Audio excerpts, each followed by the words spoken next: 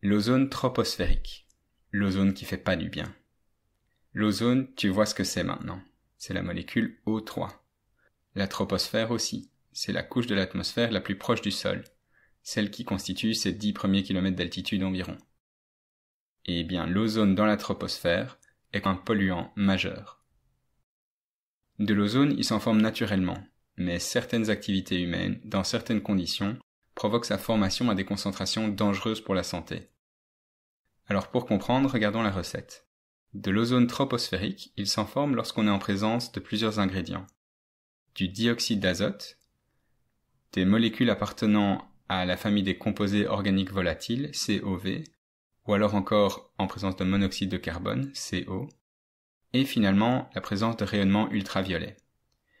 Et dans ces conditions, une cascade de réactions chimiques va provoquer la formation de molécules d'ozone. Alors, qu'est-ce qui peut causer ces conditions? Qu'est-ce qui amène tous ces ingrédients sur la table? Eh bien, le NO2, dioxyde d'azote, il est principalement formé comme sous-produit de combustion qui ont lieu dans les moteurs des véhicules, dans les chaudières, les incinérateurs, etc. Le monoxyde de carbone aussi d'ailleurs est produit lors de telles combustions. Les composés organiques volatiles, c'est une famille de molécules très variées. Ils sont émis par l'utilisation de solvants qu'on retrouve dans les peintures et les cols, par les combustions du bois, ou les combustions qui ont lieu dans les chaudières, et puis finalement les combustions des voitures, encore une fois. Et finalement, les ultraviolets, oui, ils fournissent l'énergie qui catalyse la réaction. Alors, quand est-ce qu'on va former des grandes quantités d'ozone? Quand tous ces ingrédients sont réunis.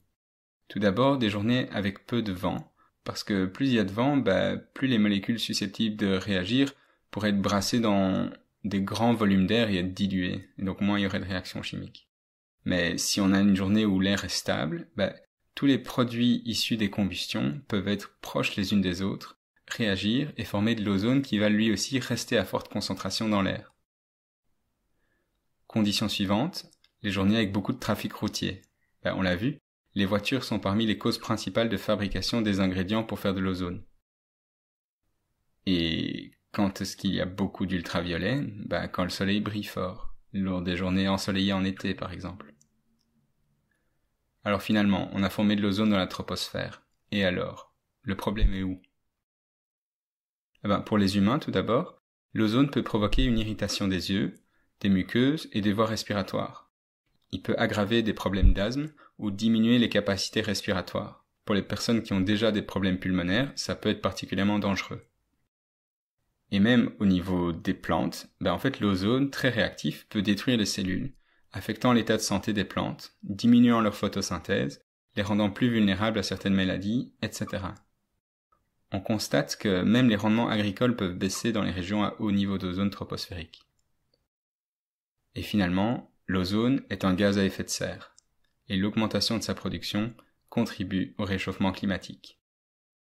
Donc voilà, assez fou, mais une même molécule d'ozone peut avoir des effets indispensables ou néfastes pour la vie, selon sa localisation dans notre atmosphère.